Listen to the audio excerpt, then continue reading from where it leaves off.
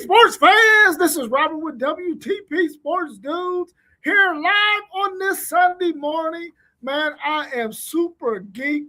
I get an opportunity to answer some questions from some of our subscribers about my Texas Longhorns and how I feel like they're going to look going into this 2026 season.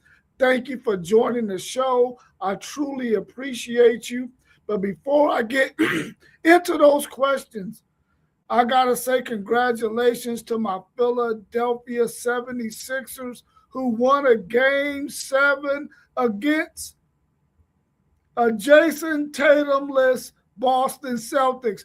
Either way, I got to be happy about my Philadelphia 76ers advancing to the next round to play the New York Knicks. I'm excited for them. They played some really, really good basketball last night, and we got to see Joel Embiid, who was falling all over the place last night, but he made some key shots. And I'm telling you right now, that young man that they have in Tyrese Maxey, that guy can go. I think he scored their final 8 to 10 points to seal that victory last night. But that's enough for my Philadelphia 76ers. Congratulations again. Let's get into some of these questions that we have from our subscribers about the Texas Longhorns in this 2026 season coming up. If you're out there in the chat and you have some questions that you want me to answer, please go ahead and put them in there as it relates to the Texas Longhorns. Our first question that we got it from our man Parlay Poe of the Blitzburg podcast. Texas O-line woes last year. How confident are you that Cal Flood can produce a better O-line this season? Yeah, the O-line last year was a big issue for the Texas Longhorns. They weren't able to run inside zone the way they wanted to be able to do last year. This year, I think when you look at their lineup or projected lineup of Trevor Gooseby at left tackle, who could possibly be a top 15 pick in next year's NFL draft, coupled by a transfer portal addition in Lawrence Seymour at left guard, with a returning center who played the last maybe 6 or 7 games starting at center in Connor Robertson. And then you move Brandon Baker, who was the right tackle, into right guard. And then you bring in the transfer Melvin Siani from Wake Forest. I think this offensive line is going to be really, really good. The thing that concerns me is that a lot of these players did not get a chance to participate during spring ball because they were nursing some injuries, and some of them weren't quite on campus yet. But I think this is going to be a really good unit. Cal Flood has a lot to prove because a lot of people out there, especially Texas fans, were talking about how Cal Flood did not have that offensive line together. And he could have went into the portal and maybe got some guys because the guys last year weren't quite ready to do what they needed to do, and that offensive line had a lot of issues. But I think he understood the assignment. He went in the portal, got 2 really good pieces, and we got another piece that's going to be coming in who is graduating here in the next couple of days, who is also going to be an addition from Western Michigan. But we got Andre Kojo, who is going to be returning from an ACL injury, who's been in the program for 5 years. So he should be ready to take the next step. We also got Jaden Chapman, who also should be ready to take his next step, and also Jordan Coleman. So we got some depth there at the offensive line, and I think they're going to be much improved this year. And I'll talk a little bit more about that once I get to the running back question that I think we have in the chat as well. But I think the offensive line is going to be much more improved than it was last year going into the beginning of the season. And hopefully those guys can stay healthy during fall ball and into the season. Because we all know it's going to be a long, grueling season for any team that has aspirations and hopes of making it to the college football playoffs. The next question we have is from post-game sports podcast. What are your statistical expectations from Arch Manning this season? Wow, that's a really, really good question post game. And when you look at the way Arch Manning played the last 5 or 6 games of the season last year, and the way they were able to go 7-1 down the stretch in the last 8 games after losing to Florida, he played really, really good football, and the expectation is that he's going to be able to continue with that going into this year's season, his second year of starting at that quarterback position.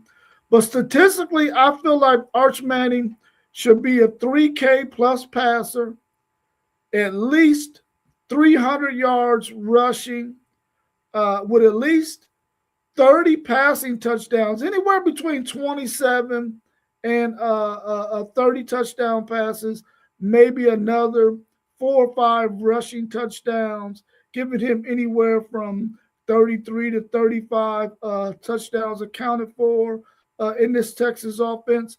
The thing that I really want to see him improve on is his completion percentage. Last year, it was in the low 60s. But if you look at the drop rate that the Texas wide receivers and running backs had last year, he was at 8.1% of his passes were dropped. So let's just say he gets 5% of those back and he's down to 3.1%. He's up in the upper 60s, where I expect him to be this year, somewhere around 67, 68%. That would be really, really good if he's at that rate for Texas this year with the weapons that they have out there. He can make it to 70, though. If he makes it to 70, then you're looking at a phenomenal season from Arch Manning, and definitely a top 5 pick in the NFL draft if he decides to come out. But statistically, that's what I'm thinking. Over 3,000 yards passing, between 33 to 35 touchdowns accounted for, 27 to 30 of them passing, another 4 or 5 rushing, and then with a completion percentage of around 67, 68%. That's what I'm expecting from him statistically post-game. Thank you for your question. Let me go scroll through here because I see there's some other questions that were statements probably in the chat. I'm going to get to those pretty soon. My man SEC Sean is in the chat, and I got a question coming up from him next. And he's got another question there. How big a concern are you going to have Texas get it by? Oh, yeah. I'm definitely going to address that at the end, SEC Sean. I like that question. I'm glad you put that in there. But I'm going to go to another question that you had in terms of I might build a couple both of these. Texas has a very tough schedule. What's your ceiling and floor on their record this season? That's a really good question, too. Texas' schedule is really, really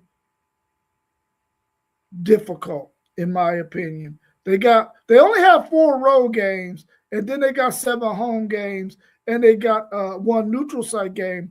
And you might think, oh man, they only got 4 road games. But when you think about those 4 road games, they got to go play at Tennessee, at LSU. I think they might have to go to Missouri or Arkansas, and then they end the season at Texas A&M. That is 4 really, really tough games. And like he said in his question, I'm going to put that up here too and address that one as well. He talks about the fact that they're only going to have 1 bye, and that bye comes early in the season. Then they play, I think, 8 or 9 straight games. In that gauntlet of a schedule, man, it's going to be very, very tough. So I think for them, the ceiling, I think, for Texas is 11-1. I don't see them going 12-0 with that schedule. I really don't see them going 12-0 with that schedule. They still have an Ohio State team who's going to be ranked 1, 2, or 3 in the country. They got to go to Texas A&M, which we know that's going to be tough. The last 2 games they played have been decided by, I think, 10 points. So you already know that Texas A&M with Marcel Reed is going to be a much more difficult game. He's at home, and he's 3 years in a system. And they have one of the better wide receiver groups in the country as well. So that's going to be a really tough challenge. They got to go to Tennessee, a place that they've never been, and have to play there in Tennessee. That's going to be a tough matchup for them. They also got Ole Miss. They also got to go to LSU. They got a really tough schedule. And I really do believe going 8 straight SEC games, as this question states, after the bye, is going to be so difficult. So I'm saying their ceiling is 11-1, but I really do believe their floor is 9-3. I think they could go through this schedule and at worst be 9-3. And I think the committee, if they see a Texas team with this schedule at 9-3 at the end of the season, they will get them in the college football playoffs. In my opinion, I believe they will. This year they had 9-3 last year and was they're knocking on the door. I think they'll get in. But it's going to be a really tough, grueling schedule, SEC, Sean. It's going to be tough. It's going to be tough. And I kind of wish that there was a way that they could have got that thing maybe in the middle or on the back end of their schedule to get that break. But to have it early in the season is going to be really tough. And I think that gauntlet of 8 games is going to be brutal. And hopefully they can come out at worst 10-2, which is what I project their record to be at the end of the regular season of those 12 games. I'm predicting them to be 10-2. Even though I'm a homer, I don't see 12-0. That's for sure. That's for sure. The next question we got is from One Take Zaya, and he wants to know, Texas added Raleek Brown and Hollywood Smothers to the running back room.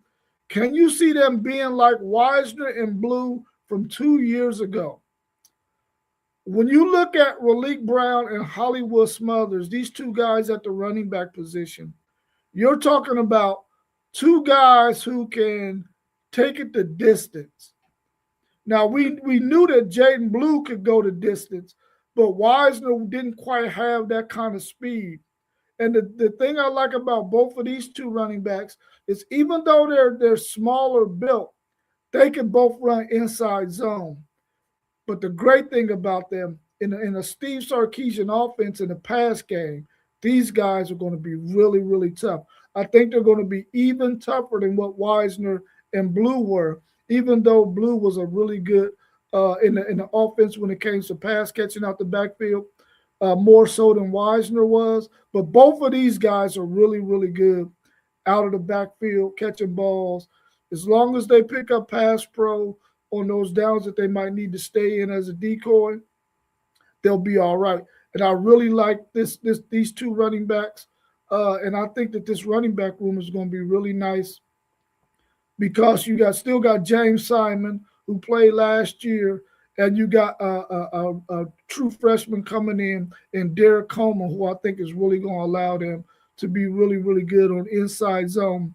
And I can't forget about Michael Terry as well. He's a really big player for Texas. I think he's going to be the guy who, if they do decide to introduce the Wildcat back into their system, offensive system like they did with Roschon Johnson, he will probably be the guy to get the nod to do that. Hopefully they'll find a way to use Michael Terry a little bit more than what they have in the past, because he's a really talented player. Just a lot of times when you come in and you don't necessarily have a position of choice, like he came in as a wide receiver, running back, a do-it-all kind of guy, even played some quarterback in high school. You just got to find a niche for that guy because he can be a weapon for you. And I think Texas is trying to find a way to do that with him. So I think that this running back room is going to be really nice. I really like Raleek Brown and Hollywood Smothers, two home run hitting running backs. And with them coming in, we had about 4 or 5 running backs that went out. So we're going to really need to lean on these guys this year, and hopefully they can get the job done behind that offensive line that we expect to be much improved. The next question I got is from Mossberg of Level Up Sports 10. Where would you rank this wide receiver room with the tight end with the rest of teams in college football?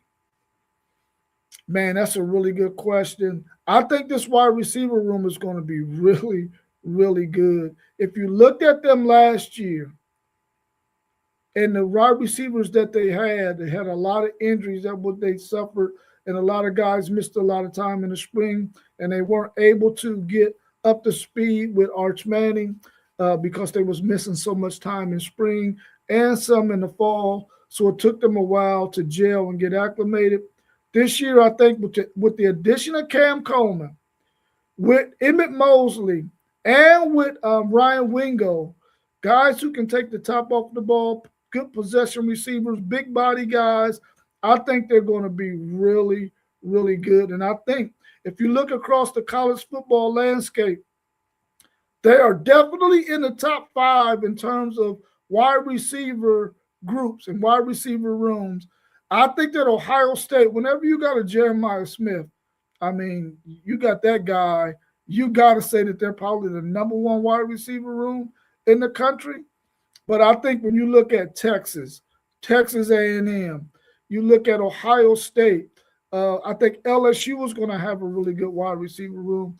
You're going to have some teams out there that have some really, really nice Miami, really, really nice wide receiver rooms. But I definitely believe Texas is in the top five in terms of wide receiver rooms in the country.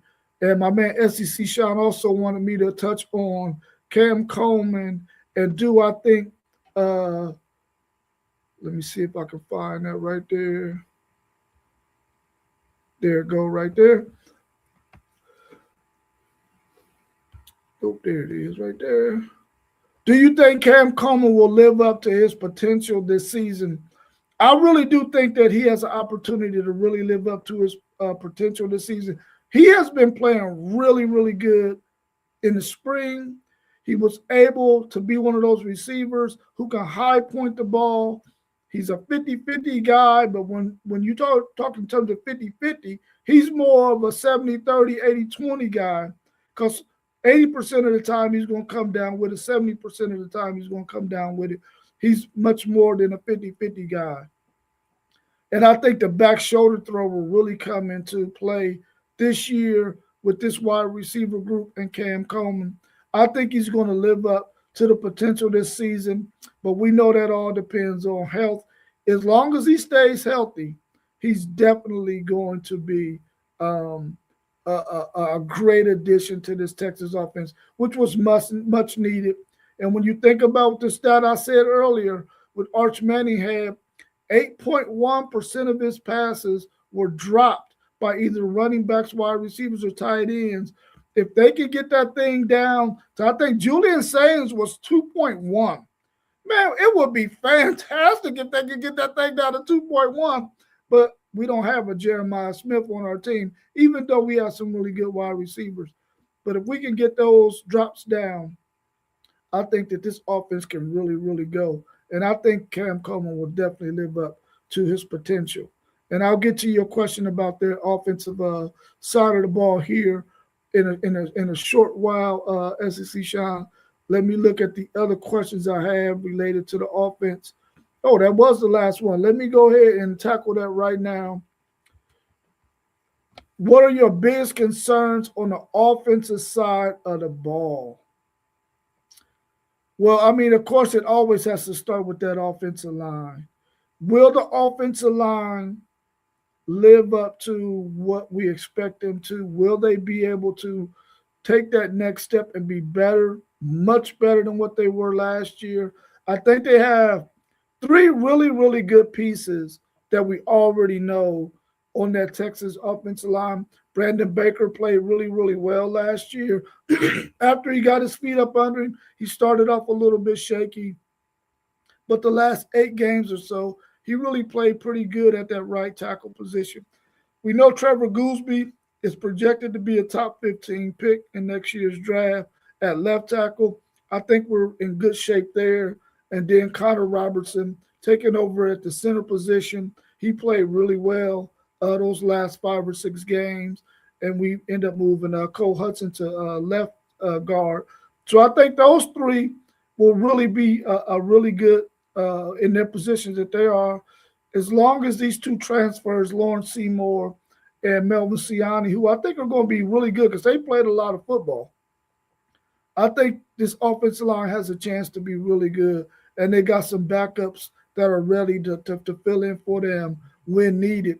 So my biggest concern is definitely the offensive line. I'm not worried about the wide receivers outside of that. We got to cut out those drops, and then I think the running backs are going to be fine. I think Arch Manning is going to be fine. We've seen how well he played at the end of the season. So yeah, definitely the offensive line is my biggest concern, and hopefully they can be much better than what they were last year. Let me see if I got any more questions related to the offense before I go over to the defense.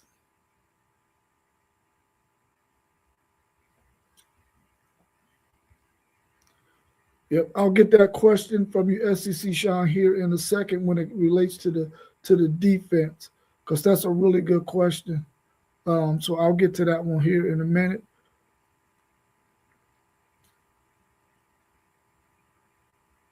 Yeah, I'll get to that in a minute here, post game about them stopping the run.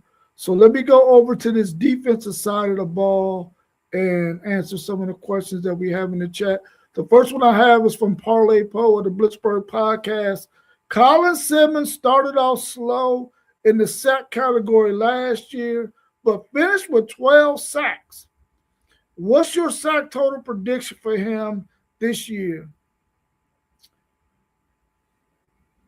With Will Muschamp and the way he wants to play defense, I don't think you're going to see a whole lot of Colin Simmons dropping into coverage like you seen last year.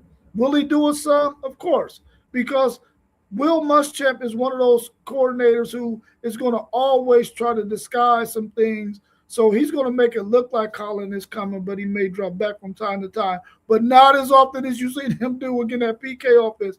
And I think he's going to have designs to where Colin Simmons can really get after the quarterback and use his athletic talent and speed and his BGO, his ball get off, to get to the quarterback.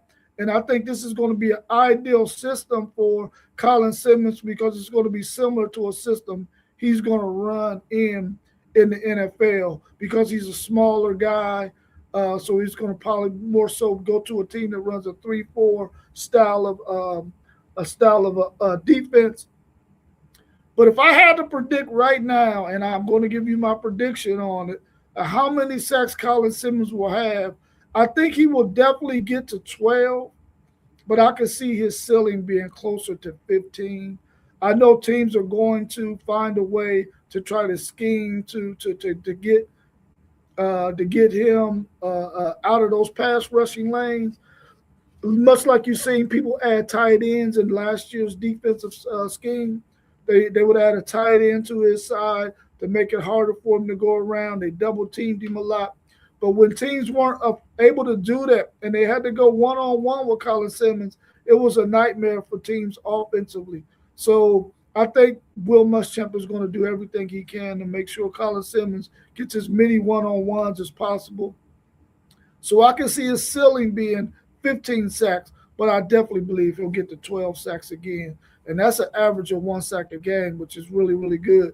And then when you couple that with how many pressures he's going to be able to get, he's going to have a really fantastic year as long as he stays healthy and he stays patient. He was he wasn't as patient during the beginning of the season. He was really pressing, and he weren't able to get those sacks early in the season. I think he understands that now, and he'll do a much better job this season.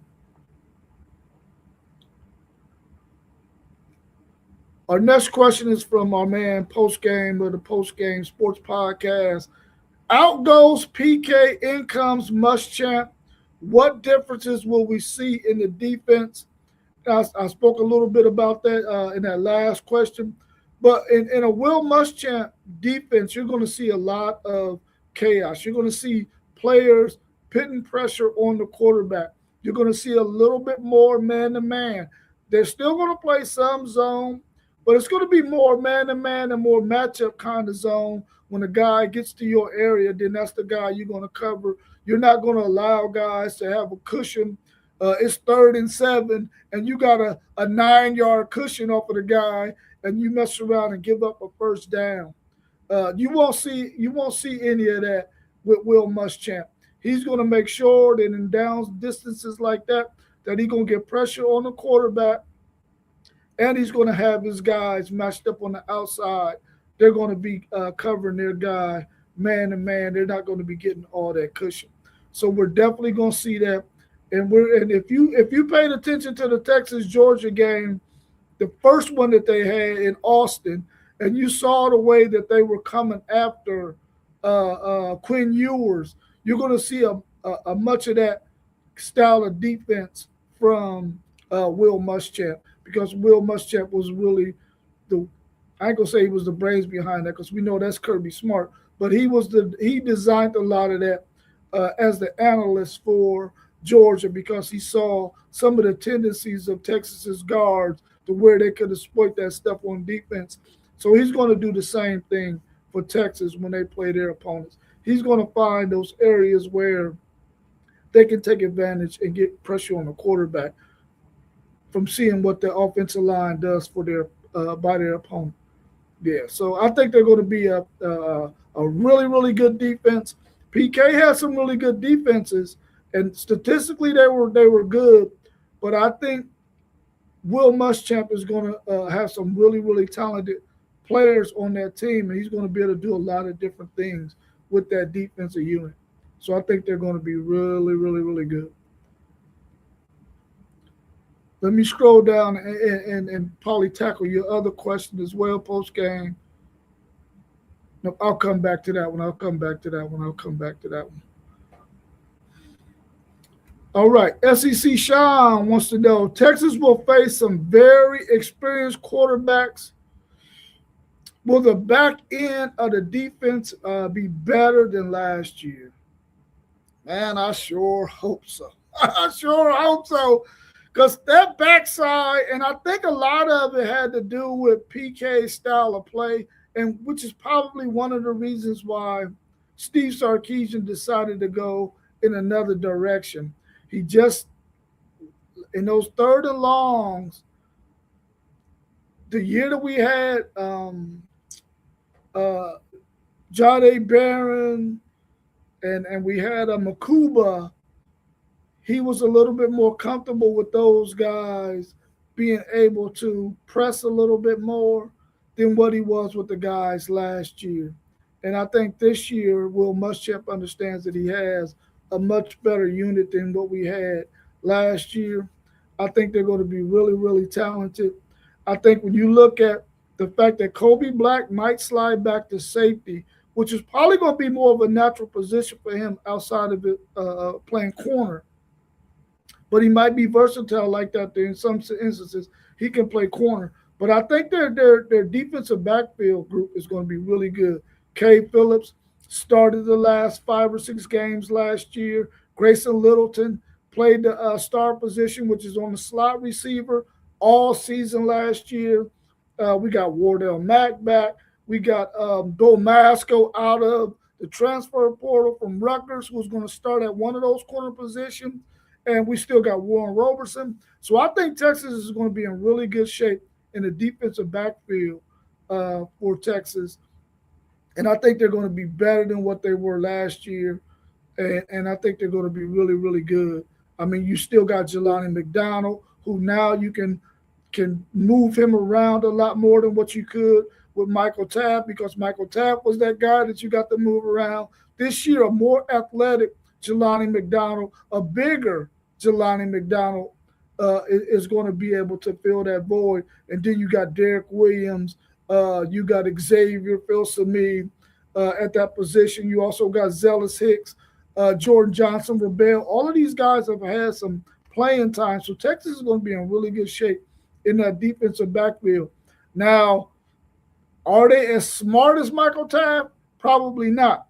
But they're more athletic. They got more of a skill set that Michael Taft has. They just got to understand how to be a vocal like Michael Taft was. And I think that Jelani McDonald is coming to his own in that area. So I think this defensive backfield is going to be better than what it was last year. Close to being as good as, or maybe even better than what it was 2 years ago. That group that we had with Jade Barron and my man that went to the Philadelphia Eagles, his name just slipped, Makuba. I think they're going to be as good as them, maybe even better. Maybe even better. My next question is from my man One Take Zaya of the One Take Zaya podcast. How good do you think Texas will be against the run? And I believe we had that same question again from post game down there. He said, "Do you believe stopping the run will be Texas' biggest challenge this season?" I think that Texas run defense is not going to be their biggest challenge because they got some really talented defensive line guys. They brought in Ian Jafar from Arkansas, the big 370-pound guy who was just really a nose tackle. But in a Will Muschamp defense, he wants to have three big bodies up there and then have a guy like a Colin Simmons, a Zena. I don't want to mess up Zena's last name. Brad Spence. You got Lance Jackson. You got guys like that who are really going to make that defensive line really, really tough to run against. You also got Alex January, who may be able to come out after this year. He's going to be a true junior. He may be able to come out after this year because he has a high upside and he played really well last year. And then the transfer from Syracuse, I think he's going to be really, really good this year for them again, even though he had a lot of injuries last year. I think with him being healthy, Texas defensive line is going to be really good. And then you throw in Justice Terry, who is a freak. Now that he's gotten his weight up, he's around 280-ish. He's going to be tough with his athleticism. I think stopping the run is not going to be an issue for Texas whatsoever. They did that really, really well last year when their defensive linemen were healthy. They got into issues when they didn't have the depth that they needed because guys were injured. But I think this year they're going to have everything they need in order to be a really good run defense. And I think they're going to be really, really, really good. Really, really good against the run. So I don't think that's going to be the biggest concern. The biggest concern for me, if we're talking about the run game, is going to be those smaller linebackers. They're not big run stuffing thumpers like we had with Anthony Hill and some of the guys from the past. These guys are a little bit smaller. You're talking 6'1", 6 foot, 210, 220 pounds. So when it comes to run stuffing guys, they may not be as good, but they do got some big run stuffing linebackers on their roster, but they're probably not going to be the starters when you start talking about guys like Marcus Powell, I think that's his name, and then you got Juice Cryer, you got Kosi Opala, you got Rocky Cummings. Those young guys are going to be more the run stopping guys, and they're going to get some action this year because they're going to have times when they're going to play teams who are going to line up and run the football. So they're going to have to use some of those bigger linebackers, even though they're younger. But I think Cryer is going to be really good. He's going to get a lot of action, and he's more of a run-stuffing linebacker. So I think they're going to be okay when it comes to stopping the run, this Texas defense this year.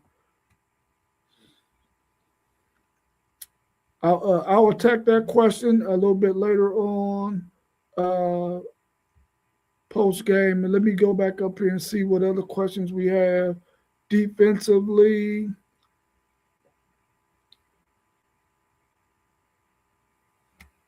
Gets the run. Okay, here we go. Level Up Sports 10, my man Mossberg has a question. How many points will Texas need to hold opponents to go undefeated? Wow, undefeated. I don't see Texas going undefeated, but I do believe that Texas, they, like I said earlier, their schedule is loaded. I mean, they've been able to hold Texas A&M to 7, and I think it was 10 points last year. Do I expect them to hold them to that this season? No, I don't. I don't expect them to hold them to that. And they had opportunities to score more than that in the 2 previous years. So I think if they could keep it in the teens, they could be able to go undefeated. Because I think offensively, Texas will be able to outscore most of their opponents. Texas will be able to get in the 20s, but they're going to have to keep teams under 20, 17, 18 points while they score 21, 24 in most cases because they're going to be facing some really, really tough teams on their schedule. So, but I think if they could keep it in the teens, they could possibly go undefeated. I mean, if you think about it, if you can hold Ohio State in the teens, wow, that's one heck of a feat, right? They held them to 14 points last year, but then they gave up 20 something to Florida. If they could do that and keep teams in the teens, I think they can go undefeated. But that's going to be very, very difficult, especially when you start talking about what SEC Sean mentioned earlier about you got 8 straight SEC games, which half of them, I believe, are going to be on the road, or at least 3 of them is going to be on the road. And then you got the one neutral site game. That's going to be really, really tough to do. And so I think that Texas can go undefeated if they can keep teams in the teens, because I think they can score in the 20s on just about anybody with that offensive production that they have. But going undefeated, that's not in my vocabulary this year. I ain't going to be that much of a homer, even though I would love to see them go undefeated. But I think anytime a team loses a game or two, it better prepares them for the gauntlet that's going to happen if they make the college football playoffs. Now, we all said that we didn't expect anybody to ever go undefeated again and be a national champion. And in just 2 short seasons after saying that, we get Indiana who does it and goes 16-0. But we could probably say that again because it's going to be very, very, very tough to do, especially when you got to play at least one non-conference power forward team on your schedule. That's going to be really tough to do.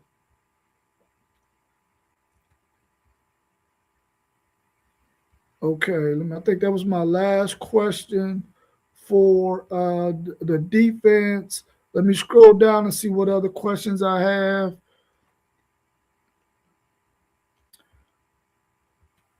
My man SEC Sean said, will some of the wide receivers Texas will face, Muschamp likes man-to-man a lot. And do you have faith in your corners to cover those wide receivers? Man, SEC Sean, that is one heck of a question, and that is one heck of a nightmare that I have thinking about the fact that we're going to play more man-to-man. I think the players that we recruited are more man-to-man style corners, but we all know that wide receivers in college football, you really cannot afford to play man to man on them. You got to have a guy over the top. You face a Jeremiah Smith. You think you ain't got to have a man over the top of him? I mean, and if you think about Texas, they're going to have Cam Coleman. You're going to have a guy over top of him too. And I really feel like Texas scheme-wise is going to have to understand that you got to stop the run if teams try to run on first and second down and put them in predictable pass rushing third downs where you can get after the quarterback. And then I think they'll be okay.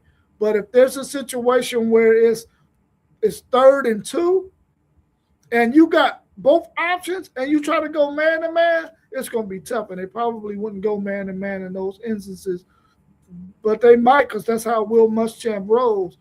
It's going to be tough. I think as long as Texas understands if we can get teams in 3rd and 7, 3rd and 8, 3rd and 6s, we could continue to play man to man and be aggressive. But if we allow teams to run the football and get us in 3rd and 3s, 3rd and 4s, where the whole playbook is open, it can spell for trouble. And I see your point, SEC Sean. It can be really, really tough for them. But I'm hoping Will Muschamp and those guys will be up for the task. I know they're going to lose some those battles when it comes to those 3rd and 3s and 3rd and 4s and 3rd and 6s and 3rd and 7s, but they got to win the majority of those things. My man, post game of the post game sports podcast. Is there a freshman that you think will come in and contribute right away? Freshmen come in and contribute right away. There's going to be some freshmen who are going to get some playing time, especially in those game 1 and 3.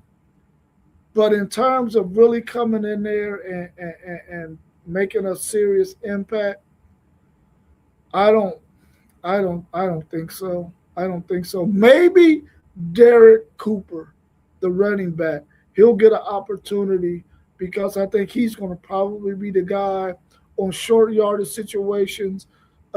Especially if he picks up things really, really well, he could be our goal line guy too because the biggest body we got in the running back room. So if I had to pick anybody, it would be him. And then there's a freshman defensive back. I can't remember his name right now. Smoke Matthews, that's his name. I think Smoke Matthews can come in and make some noise as well at that cornerback position.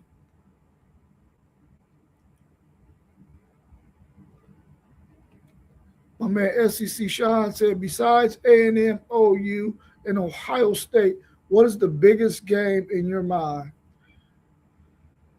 They got to travel to freaking Death Valley to play LSU, and you already know that's going to be a night game. You already know Lane Kiffin is going to be having so many things on the bulletin board to put up there to have his team ready for this Texas team. And they have a quarterback that gave Texas issues when they played in the college football playoffs. So with that, the quarterback that transferred in from Arizona State, I think that's going to be a really, really tough one for Texas. And then, like I said earlier, they got to travel to Knoxville to play Tennessee. And you already know what the hype is going to be about that. Arch Manning coming in to play in his uncle's backyard. You already know that media blitz is going to be crazy. And you hope that Arch Manning is going to be able to handle that media blitz that's going to take place, hyping up that game because his uncle went to Tennessee. And the fact that, the nephew is coming in there to play them for the first time ever in Knoxville. So that's going to be another one. And another game that I got penciled also SEC Sean is Ole Miss, because they're going to hype that one up too. His other uncle Eli went to Ole Miss. Ole Miss comes to Texas. So they're going to have that one hyped up as well. And they're going to have a really good team. They got Trinidad Chambers, who we already know can be all over the place in terms of using his legs, extending plays. That's going to be another tough matchup for them. Texas, and there's a lot of people out there. This ain't just coming from me. There's a lot of people out there who looked at these schedules and they say Texas has the toughest schedule next year in college football. I'm not making that up. You go do the research and you'll find that there's several people out there that feel like Texas' schedule is the toughest in college football next year. And, when you talk about the fact that SEC Sean said y'all got 8 straight SEC games with no bye, that's going to be really, really tough. And I think that those 3 games are also going to be tough ones for Texas. You got to go to Death Valley and play LSU probably at night. You got to go to Knoxville, which is a game I want to go to, but I'm not sure I want to travel to somebody else's territory and see that game. So I'll probably pick a game that's in Austin. And then you got Ole Miss coming to town. I think that's going to be tough. And you can't knock Missouri either. Missouri is going to be a really good team, especially if they're able to control the freaking clock and run the game with that dynamic running back they got. That could be a tough game as well. My man, post-game of the post-game sports podcast, would you have liked to see Georgia on the schedule? No, I do not. No, I would not have liked to see Georgia on the schedule. But you know what I do want? I do want to play Georgia in the SEC championship game. I think we gave away one in year one in the SEC. I think that was a game that Texas should have won. They missed 2 field goals that possibly could have helped them win that thing in regulation. You never know how things might go if they would have made 1 or 2 of those things. But I think it would have gave Texas a much better chance of winning that game had they made those 2 field goals. But I would not want Georgia. I don't want Georgia on a regular season schedule, but I do want to meet Georgia in the SEC championship because we already know Georgia is the king of the SEC right now. And if you want to take the crown, you got to beat Georgia, but you really got to beat them in the SEC championship game. Because remember, Alabama beat them last year in the regular season, and we saw what they did to Alabama in the SEC championship game. So if you want the title, I want Georgia in the SEC championship game. So hopefully my wish comes true and we can get them. Yeah, Tennessee is definitely going to call it the battle of the real UT, but we already know who the real UT is, and it resides in Austin, Texas. So if I don't have any more questions out there, I appreciate everybody for tuning in. Make sure that you check out all of our channels that are scrolling across the bottom. Even though we come on and we say we're WTP Sports Dudes, we all have our own individual channel that we would love for you to subscribe to. So check us out. It's scrolling across the bottom. Make sure you hit the like button. Make sure you subscribe to all those channels. Make sure you hit that bell so that you can get notifications anytime we go live. You'll get that notification and you can tune in and watch us. We truly appreciate you giving us the support that you have been giving us. We've been doing this for almost 2 years and it is growing, and we're trying to stay consistent, and it's because of you that allows us to want to be consistent. So continue to support us. Also, I want to thank our sponsor of today's show, which is KT's Good Eats LLC. Go see their food truck today. They will be at Witten's Farm right there at 3341 Winchester Pike. You can get a 2 for $1. You can go get some really good lunch from them at the food truck, and then you can go into the Witten's Farm Market and also get you some baked goods. They got all kinds of stuff that you would like to have homemade from a farm, a functioning farm at that. So go check them out. You will not go wrong. I'm telling you, the food that my buddy Kevin and his wife make at KT's Goodies is phenomenal. And the products that you get from Witten's Farm is phenomenal as well. They got produce. They got everything that you could imagine that a farm will have, along with some delicious baked goods, homemade stuff. You will truly, truly love it. But I appreciate everybody for tuning in. Make sure you check us out on Spotify and Patreon at WTP Sports Dudes 2026. And also go to our website that we're going to be updating in the next few days at WTPSportsDudes.com. I appreciate everybody for tuning in. And we always end our show with peace to the people. All right. Peace.